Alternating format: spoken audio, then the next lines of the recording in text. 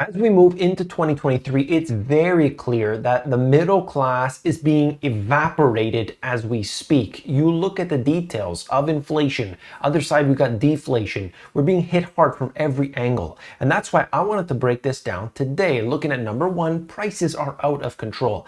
Energy prices, food prices, and I'm going to give you some tips and strategies that may be useful for you. The second thing is the grid down scenario. Many places we've already seen this where there's been attacks and you look at it, maybe it's a natural disaster and it takes out the energy grid and people are left stranded. We need to discuss that. The third thing is robots and jobs. So if there is a recession, you come out of the other side of that and maybe you anticipate that there will be more jobs, but what if robots and automation take those jobs from you during that down period? Then you're in big trouble. So we need to work on all of this. I'll bring this to you in this one jam-packed video. You don't want to miss it. Let's begin.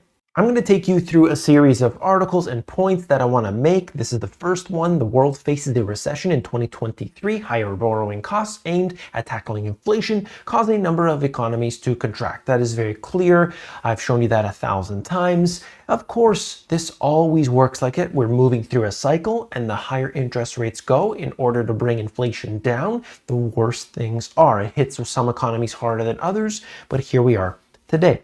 Quote, it's likely that the world economy will face a recession next year, 2023, as a result of the rises in interest rates in response to higher inflation. The battle against inflation is not won, yet we expect central banks to stick to their guns in 2023 despite the economic costs. The cost of bringing inflation down to more comfortable levels is a poorer growth outlook for a number of years to come. And we've heard of this from many central bankers, others, other officials, and so on, saying there's going to be tough times as a result of this. The question is, at what point do they turn around, turn the taps on to infinity setting and actually generate a hyperinflation?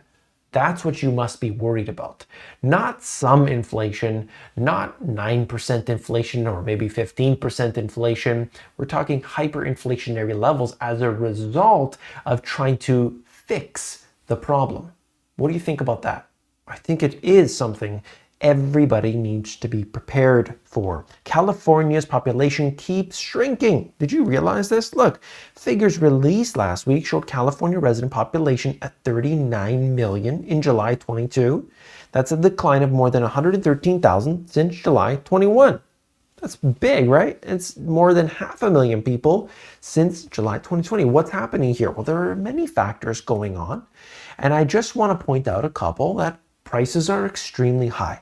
At the same time, a lot of that work from home sent people looking for cheaper places to live. If I didn't no longer need to be at the office, I was working at Facebook or something, and they said, yeah, you know what, permanently working from home, I'm out of here. So I move out and I get a cheaper place that's somewhere much more reasonable, okay? And there are other things. Many people don't like the policies, so they're getting out of there. And, countless factors, right? But this should be a warning sign to people to look around you and address the root cause of what you're dealing with. What is the problem? Higher prices, but why? Why are those prices higher? And if you suggest that maybe you're not living in this area that isn't conducive to your environment, to the current state that you're in, then you can look elsewhere. Some people don't like hearing that, and that's okay, okay? That's really okay if you don't like hearing it. Manhattan's trendiest neighborhoods terrorized by thieves, NYPD stats show. This is getting worse, and it will get worse. The areas that are bad will be terrible in the following year. Know that to be true. Nothing is going to be resolved in this regard, so be careful. Look at what you're doing and where you live, because things only get worse as prosperity declines. That's why you have to bring up your level of prosperity as best you can, living in an area that doesn't generally have these problems. There's, of course, no city or area is perfect, but you've got to do that research and the due diligence on your own. Cost of living crisis to push more UK retailers to the brink in 2023. This happens to be about the UK, and it's about one store or another, but we see it all over the place. All over the place. Despite the fact that you may see help wanted signs in all of these stores are seeming to have their own troubles. And that's why I talk about the robots and automation. We'll get into that in part 3. Stick with me here. I've got a lot to cover. But understand that each and every level is feeling this right now. And why? Well, I've brought you this before. You're talking about a crisis that has really come to where we see it today because of interest rates. You raise those interest rates, you start creating a cascade. That's what's going on. Understand that inflation-wary shoppers have pulled back on goods as goods pile up in the stores. Look, they're pulling back, and so inventory starts climbing. Slammed by inflation and uncertainties, consumers pull back. Both businesses and individual bankruptcies could rise next year. All of these things at this time. It's an article out of Bloomberg, but I'm showing you those stats all over the place, right? Very worrisome.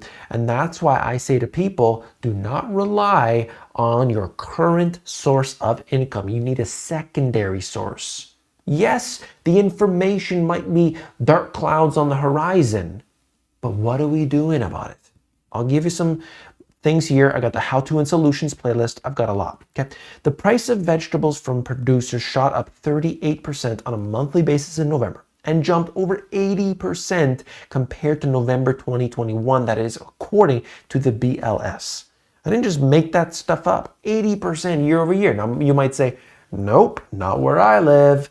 But these are the stats, and I can't possibly show you each and every single city and then try to come up with somehow a way to suggest to you, if you're in this city, it's this much. If you're in this, no. But these are the stats, okay? The whole point is prices have risen and people cannot keep up with it. That's just the way it works. So what do we do? Well, I could tell you that the government is not going to be the one to resolve it. What they want to do is to make sure that all the tax money comes through, all the way down from a $600 transaction. You probably heard of this, but you could see the IRS is delaying the new $600 reporting threshold for 1099-K tax forms, a move that many tax experts believe will help avoid potential chaos in this upcoming filing season. This was, regarding Venmo, PayPal, eBay, Etsy, all these things. They had to fill in these forms, and therefore it was going to basically make every little transaction, suddenly the government is aware of all that, and that the whole point is to bring in more revenue. Why though? Well, because they expanded the IRS significantly. So they need to figure out a way to pay for that. It's kind of counterintuitive, but that's what the kind of world we live in. Now look, as prices rise and the potential for a severe shortfall of energy to your home, there are several ways that people can become more self-sufficient when it comes to energy and food. Here are just a few. Install solar panels. Solar panels can allow you to generate your own electricity from the sun's energy. This can be a significant cost-saving measure, especially if you live in an area with high electricity prices and have ample sun. Grow your own food. By growing your own fruits, vegetables, and herbs, you can reduce your reliance on the grocery store and save money on food costs. This can be done in a backyard garden, on a patio or balcony, or even in containers indoors. Raise chickens. Some people have chickens to have their own supply of eggs and can be easily kept in a backyard. They also provide fertilizer for your garden. Preserve food. Canning, drying, and freezing are all effective ways to preserve food for long periods of time. This allows you to take advantage of seasonal produce and save money by buying when it's in season and on sale. Invest in energy-efficient appliances. Energy-efficient appliances use less electricity and can help reduce your energy bills. As prices rise, it becomes increasingly important to be self-sufficient in order to save money and reduce your reliance on external sources of energy and food. By implementing some of the strategies, you can become more self-sufficient and better prepared for potential price increases in the future. And it looks like there will be much more of that. But what if it's not just the prices? What if it's actually a scenario in which there is no energy? What am I talking about? Take a look. Thousands lose power after 3 substations targeted in Washington state, sheriff says, which connects in with this. Power restoration in Washington state delayed as utility company discovers new issue as it attempts to repair the vandalized substations. We've seen this and we've thought long and hard about this. If you look out there, how many times has there been that threat of some sort of cyber attack taking down the power grid? Or what if it's a natural disaster? You see this all the time. And you could point a finger one place or another, but it can come from any direction. And that's why we can't rely on the government to provide everything for us. It doesn't matter if you're a billionaire, if suddenly you're left in the dark, you're going to be in trouble. This is what I'm talking about. And that's why we have to actually invest. These are investments into our security, safety, self-sufficiency. Very important, very undervalued in my opinion. Now let's look at the next aspect. Chip inventory swell as consumers buy fewer gadgets. So no longer do you need yet another 65-inch TV.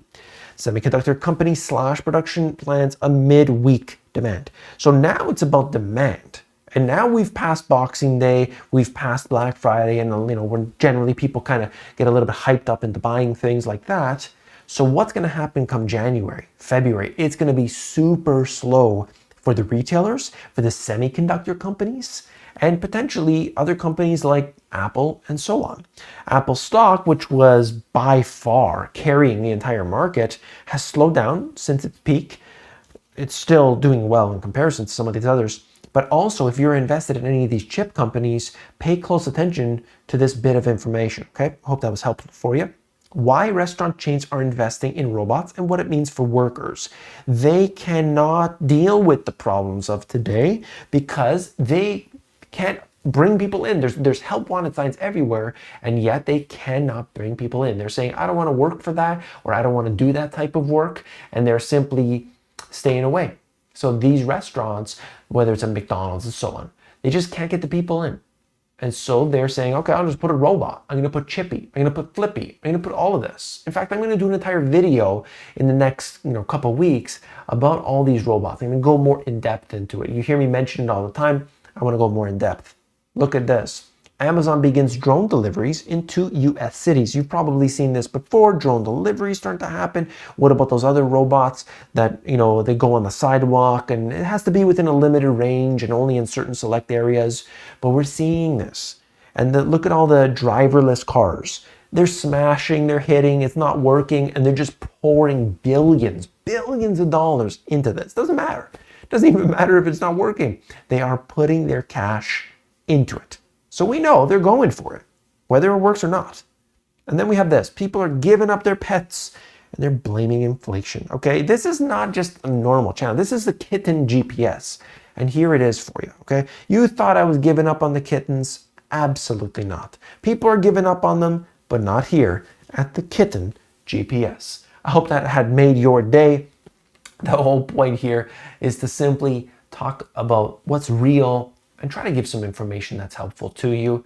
If that was helpful in any way, hit that subscribe button down below. It's right next to the like button. You could see it there. And each and every day, I'm going to bring you the latest and greatest information. You go out there and you get fluff, you get nonsense, but I just bring it to you like a blast of information.